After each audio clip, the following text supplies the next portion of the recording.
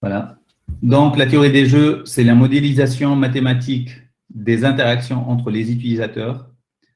Elle modélise le comportement d'un agent face à une situation de choix et elle étudie toute situation dans laquelle des agents interagissent. La théorie des jeux, elle permet de faire une analyse formelle des problèmes posés par l'interaction stratégique d'un groupe d'agents rationnels poursuivant des buts qui leur sont propres. Donc, en résumé, la théorie des jeux, elle permet de modéliser une situation dans laquelle plusieurs joueurs sont en interaction et donc on ne peut pas parler de jeu si on est tout seul. Donc un jeu, c'est une situation dans laquelle deux joueurs ou plus interagissent, même si vous êtes en train de jouer contre le PC, vous êtes compté comme deux joueurs.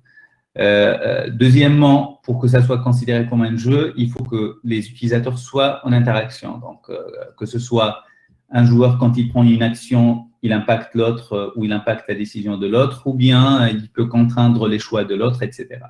Et donc, on considère la théorie des jeux, ça peut être vu comme la modélisation mathématique ou l'analyse mathématique ou l'analyse formelle de toute situation où des agents sont amenés à faire des choix et que ces agents-là interagissent entre eux. Donc, les exemples de l'application de la théorie des jeux sont vraiment vastes et variés. Ils peuvent commencer déjà des jeux. Donc, la théorie des jeux, elle peut modéliser des jeux tels que les jeux d'échecs, les jeux de société, les jeux stratégiques, etc. Ça peut modéliser aussi d'autres aspects ou d'autres domaines dans la vie, comme l'économie. Donc, la théorie des jeux a été largement utilisée en politique et en économie parce que ça permet d'anticiper les actions des autres, ça permet d'anticiper le comportement des autres agents. Je vois que quelqu'un est en train d'écrire, donc peut-être il y a une question. Non, vous aurez accès aux slides, il ne faut rien écrire, donc il faut juste essayer de comprendre les slides, vous aurez accès aux slides. Je mettrai sur Community au fur et à mesure les slides des parties qu'on a terminées. Vous aurez accès aux slides, du cours, les TD, les TP, tout ça, donc vous en aurez accès après. On continue donc avec la théorie des jeux. Donc, la théorie des jeux, elle sert à modéliser les jeux de société, comme les jeux d'échecs, les dames, les jeux de cartes, etc. Les enchères, les votes, les stratégies militaires économiques, le partage de ressources. Est-ce qu'une entreprise doit exploiter ses salariés ou pas? Est-ce que je dois travailler ou faire semblant que je travaille? Est-ce qu'une entreprise doit entrer dans un marché ou pas? Comment aborder la négociation syndicale, comment fixer le prix d'un nouveau produit, etc. Donc ici, comme vous pouvez voir, donc, contrairement à ce que le nom laisse penser, donc la théorie des jeux, ça intéresse que les jeux ou que ça s'applique uniquement pour les jeux.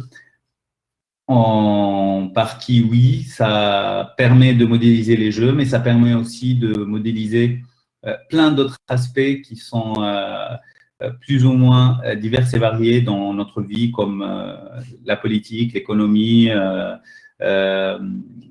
les comportements, les décisions qu'on est amené à prendre à chaque fois.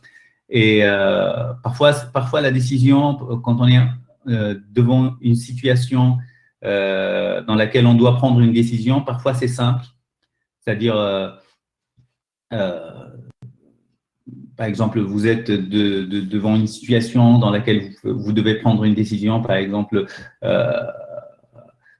se lever le matin et aller au boulot ou ne pas aller au boulot. Parfois, la décision, elle est simple.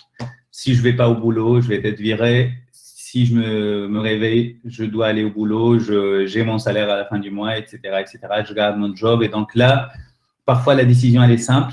Parfois, la décision, elle est compliquée parce que plein de paramètres impactent la décision ou impactent le revenu de votre action ou ce que vous allez gagner de votre action, mais ce qui est plus délicat, c'est l'impact ou l'interaction avec les autres utilisateurs. Donc, ce que vous allez faire, vous pouvez anticiper qu'est-ce que cela va vous rapporter, mais ce que les autres vont faire, ce n'est pas évident à prédire. Donc, je répète, ce que vous faites, vous pouvez estimer qu'est-ce que ça va vous rapporter, mais ce que les autres vont faire, ça, c'est plus compliqué à prédire et à estimer les retombées également. Donc ici, si on peut on peut par exemple imaginer une situation qui vous est familière. Donc, supposons que vous avez un projet dans cette UE à faire et que je vous dis, dans ce projet, vous allez vous mettre à 5 pour faire le projet.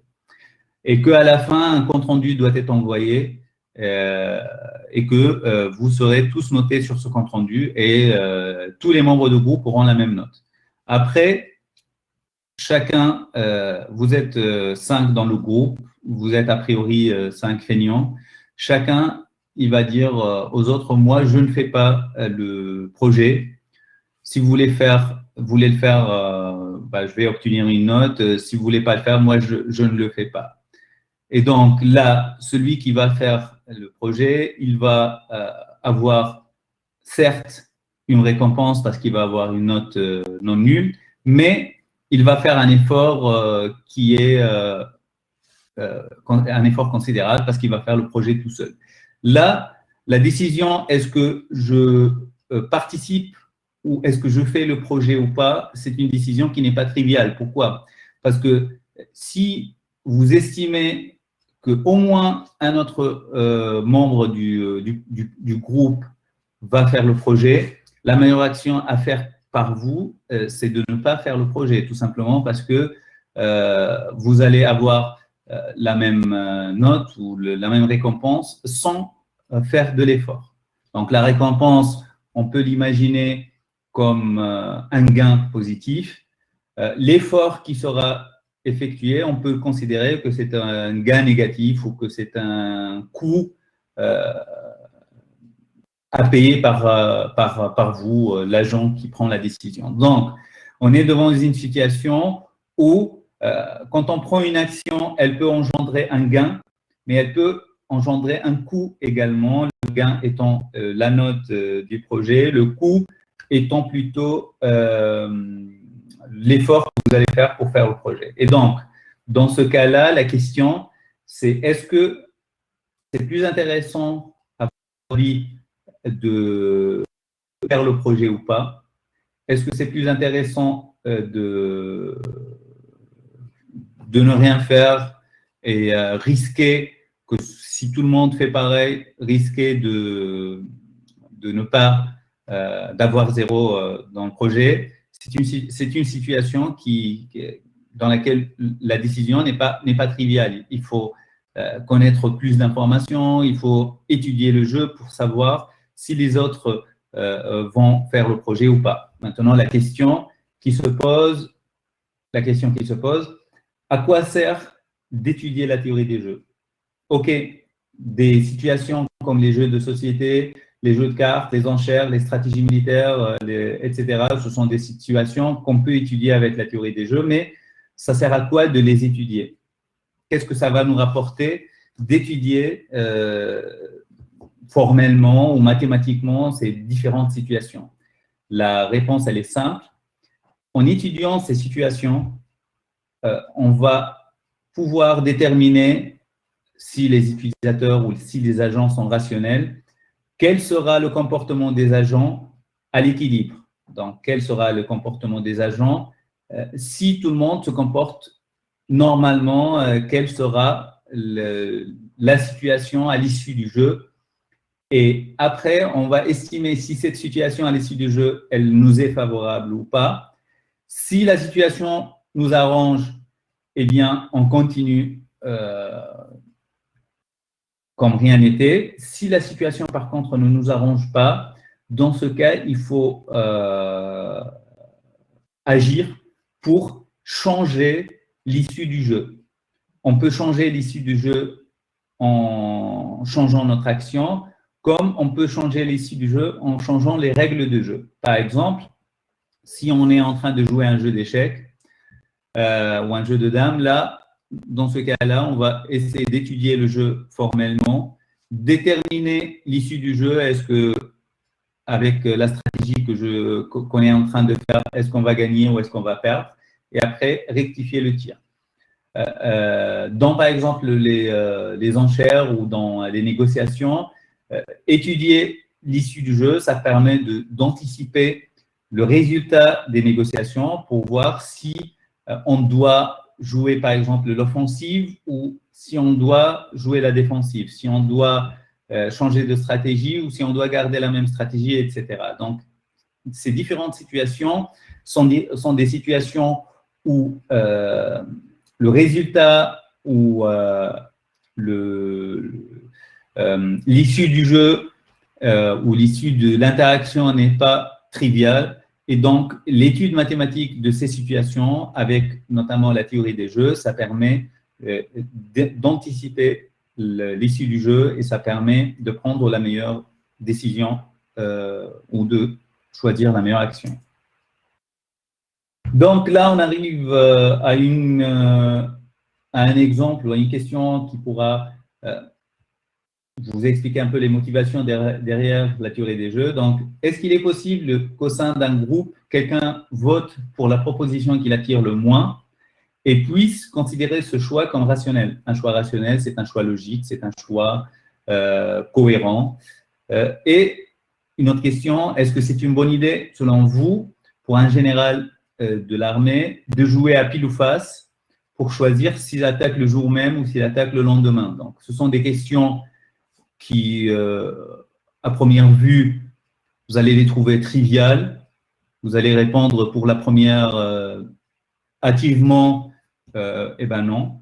Et pour la première, non. Et pour la deuxième, vous allez répondre hâtivement. Si on ne réfléchit pas trop, on va répondre oui, non aussi. Comment un général d'armée qui est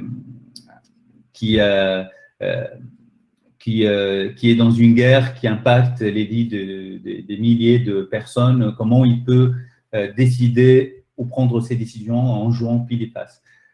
Pour la deuxième, la réponse est simple, c'est-à-dire si attaquer aujourd'hui ou attaquer demain donne le même résultat ou nous amène au même résultat, qu'est-ce qui nous empêche ou qu'est-ce qui empêche le général de jouer pile ou face? Tout dépend du résultat, de l'issue du jeu, du gain. Donc, si le gain, le résultat, ce qu'on va obtenir à l'issue de deux actions donne le même gain, il n'y a pas pourquoi on ne peut pas jouer pile ou face pour décider. D'ailleurs, c'est généralement ce qu'on fait. C'est-à-dire quand on est devant une situation où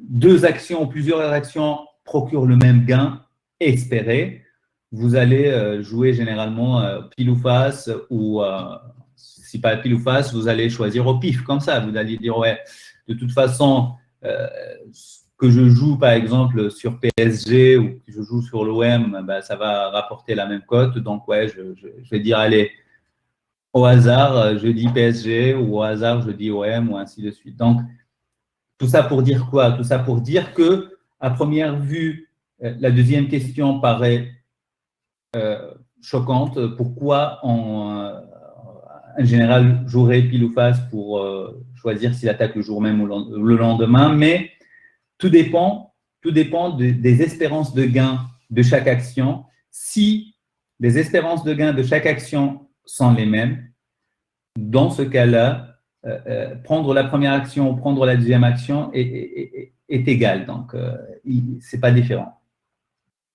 On reviendra juste après, maintenant, à la première question. À votre avis, est-ce qu'il est possible que quelqu'un vote pour la proposition qui l'attire le moins et puisse considérer ce choix comme un choix rationnel? C'est-à-dire,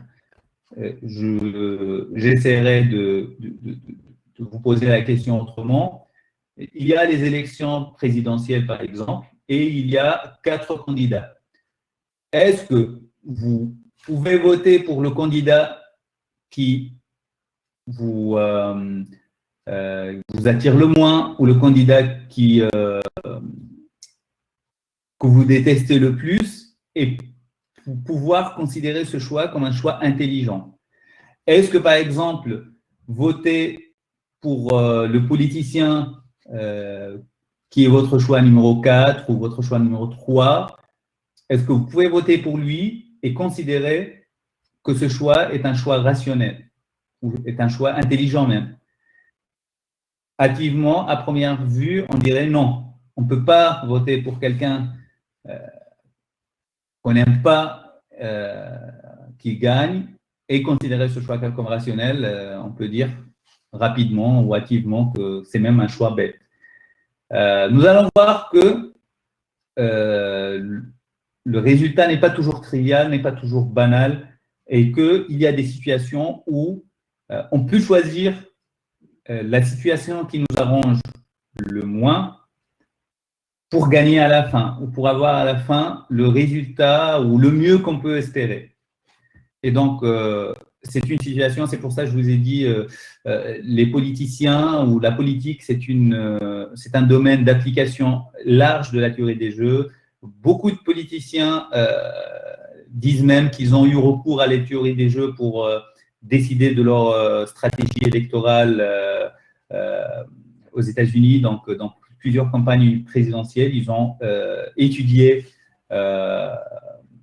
la compétition électorale en se basant sur la théorie des jeux pour améliorer leurs chances de gagner le scrutin.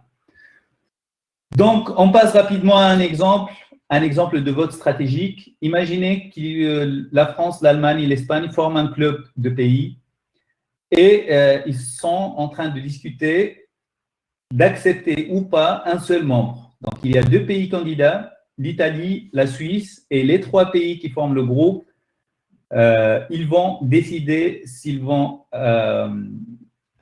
accepter l'Italie ou pas, accepter la Suisse ou pas. Donc, les 3 possibilités, c'est que l'Italie rejoigne le groupe, la Suisse rejoigne le groupe, ou personne ne rejoigne le groupe.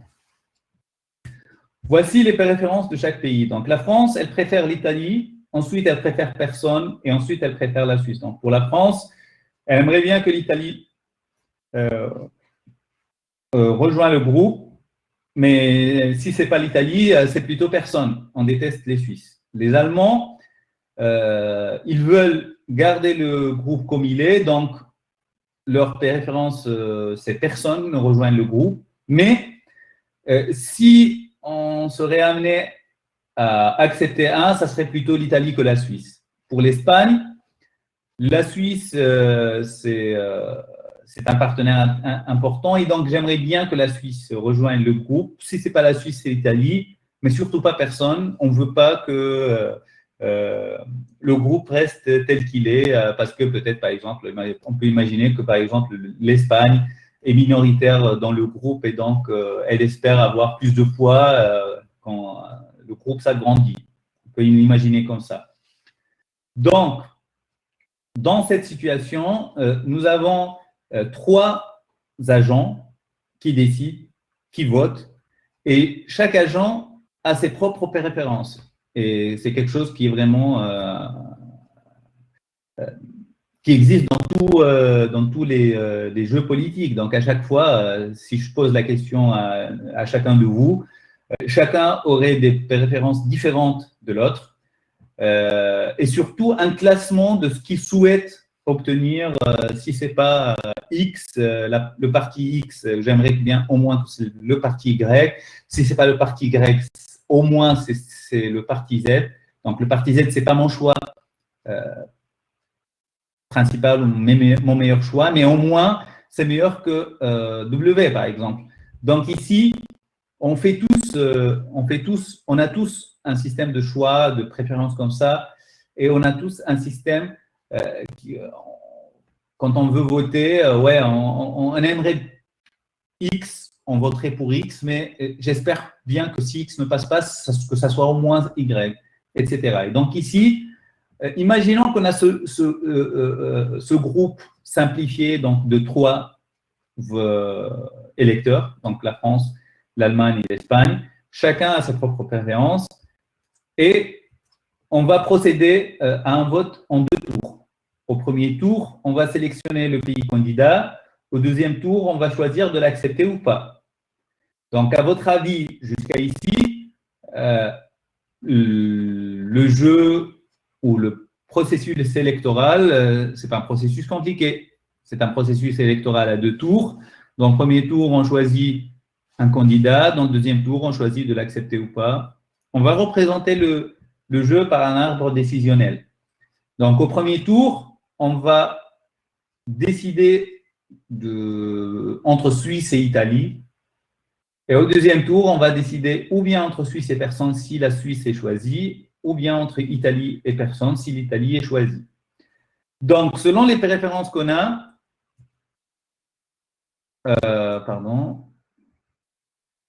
selon les préférences qu'on a, donc nous avons la France, elle préfère l'Italie à la Suisse, l'Allemagne, elle préfère l'Italie à la Suisse, l'Espagne, elle préfère la Suisse à l'Italie. Donc, au premier tour, la France et l'Allemagne, ils vont gagner. D'ailleurs, c'est pour ça que l'Espagne, elle ne veut pas rester seule.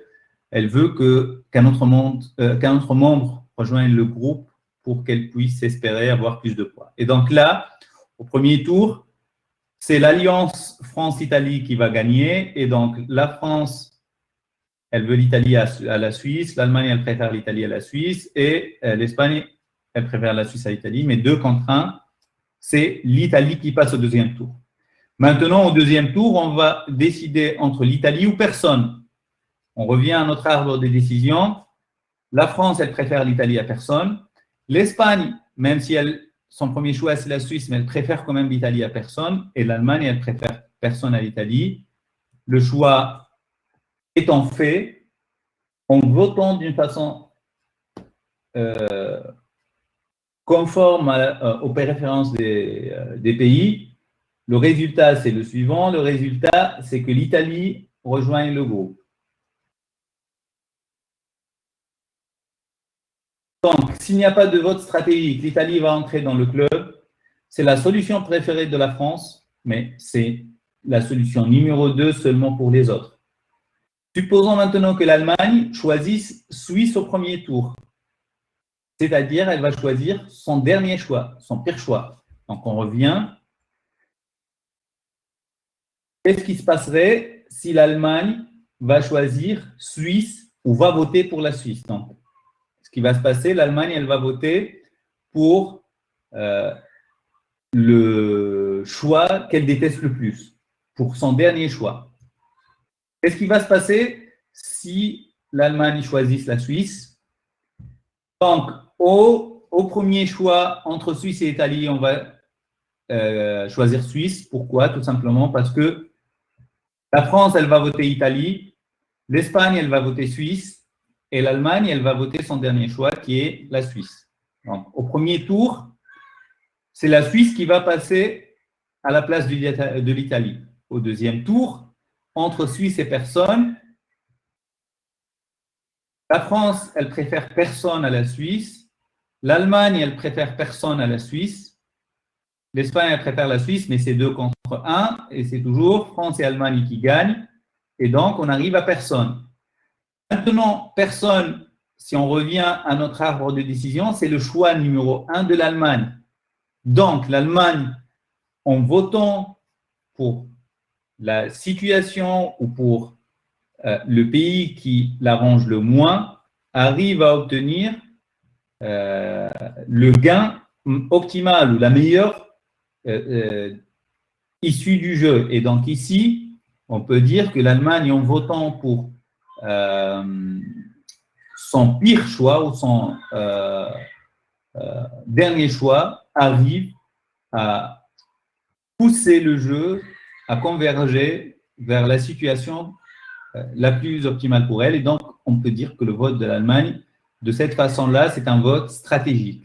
Un vote stratégique puisque c'est un vote qui a permis à l'Allemagne d'obtenir d'obtenir son meilleur choix, d'obtenir son meilleur gain, etc. Donc, autrement dit, en choisissant l'alternative qui plaît le moins à l'Allemagne et en anticipant les votes des autres pays, l'Allemagne parvient finalement à la solution qu'elle préfère. Donc, personne n'entre dans le club. Donc, si les autres joueurs maintenant anticipent que l'Allemagne va voter d'une façon stratégique, si les autres joueurs savent que l'Allemagne voterait pour la Suisse pour qu'à la fin, personne ne rejoigne le groupe. Donc, pour l'Espagne, le résultat que personne ne rentre dans le club est le pire résultat. Elle veut que le groupe s'agrandisse. Donc, l'Espagne aussi, elle va voter d'une façon stratégique au premier tour et choisir l'Italie, son choix numéro 2, plutôt que la Suisse, son choix numéro 1. Dans ce cas, même si l'Allemagne vote d'une façon stratégique et vote la Suisse au premier tour, comme l'Italie, elle va anticiper le choix de l'Allemagne et voter son deuxième choix plutôt que voter Suisse qui est son premier choix. Au premier tour, l'Italie passerait et au deuxième tour, l'Italie passerait. Et donc là, l'Italie a choisi son choix numéro 2 et a obtenu à la fin, à l'issue du jeu, aussi son choix numéro 2, mais l'Italie considère que ce choix est un choix stratégique parce que ça permet de protéger un gain minimal en cas de déviation de l'Allemagne, c'est-à-dire en cas de trahison de l'Allemagne en jouant un choix qui n'est pas honnête, qui n'est pas son vraie préférence. L'Italie, elle joue la carte de l'assurance pour assurer un gain minimal qui est au moins l'Italie qui passe plutôt que personne, au cas où l'Allemagne choisirait la Suisse. Donc ici, on peut voir que voter d'une façon stratégique n'est pas simple. Pourquoi? Parce que si l'Allemagne anticipe le choix de l'Espagne, la France anticipe le choix, etc. Donc ici, nous avons toujours, c'est-à-dire la décision n'est pas toujours simple. Si je connais les préférences des autres, je peux anticiper leurs actions, mais eux aussi, ils peuvent anticiper mon action. Et moi, je peux anticiper leurs actions si eux, ils anticipent mon action, etc. Et donc, c'est une boucle qui paraît à première vue infinie. Qu'est-ce que je ferais d'une façon normale ou d'une façon dans le cas normal? Qu'est-ce que les autres vont faire dans ce cas-là? Qu'est-ce que je peux faire pour gagner plus? Eux, qu'est-ce qu'ils peuvent faire pour contrer mon action et vice-versa, etc. Donc, comme vous voyez, choisir de voter pour le choix qui nous arrange le moins peut s'avérer un choix cohérent, un choix logique, un choix qu'on devrait prendre si on vote d'une façon stratégique et qu'on pourrait avoir un gain optimal en jouant la carte ou en jouant l'action qui nous arrange le moins. Et tout cela pour dire quoi? Tout cela pour dire que dans certaines situations, le choix n'est pas trivial. Prendre l'action optimale face à l'interaction des autres utilisateurs n'est pas quelque chose de simple, n'est pas quelque chose de facile à obtenir. Et donc, dans ce cas-là, faire une étude mathématique pour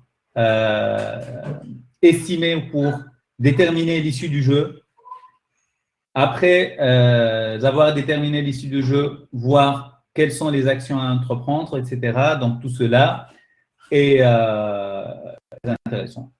Ceci dit, je ne sais pas pour vous, mais j'ai eu l'habitude à chaque année quand j'introduis la théorie des jeux, les étudiants, dès qu'ils entendent modélisation mathématique d'une situation d'interaction entre les joueurs, dès qu'ils entendent le mot mathématique de toute cette phrase, ils commencent à flipper, à dire ouais, on aura beaucoup de maths et tout. Rassurez-vous, la théorie des jeux, c'est vrai que c'est une modélisation mathématique. C'est vrai qu'elle est basée sur les mathématiques et dans une utilisation optimale, on utiliserait beaucoup de maths, mais heureusement, donc, comme c'est un cours qui introduit la théorie des jeux, donc on ne va pas aller loin dans l'analyse mathématique et donc on ne fera pas plus que des dérivés, des études de fonctions, des dérivés d'une fonction de second degré pour déterminer le maximum d'une fonction polynomiale, etc. Donc, il n'y aura pas de choses compliquées en mathématiques, quoique ça reste toujours une introduction à la théorie des jeux. Les personnes qui souhaiteraient approfondir ce domaine-là, malheureusement, un niveau de mathématiques prérequis est nécessaire pour pouvoir étudier des jeux, pour pouvoir estimer l'issue du jeu. Tout simplement parce que, comme vous avez vu ici, on a étudié un choix entre trois joueurs qui sont en train de voter. Là, si on va passer de 3 joueurs à une population de 60 millions d'électeurs et une dizaine ou une quinzaine de candidats, là, l'étude ne sera pas faite de la même façon et déterminer l'issue du jeu ne sera pas aussi trivial que ça. Voilà pour cette partie introductive à la théorie des jeux. Donc, on passerait après à la modélisation d'un jeu, etc. Donc, jusqu'à ici, est-ce que déjà vous avez des questions, oui ou non?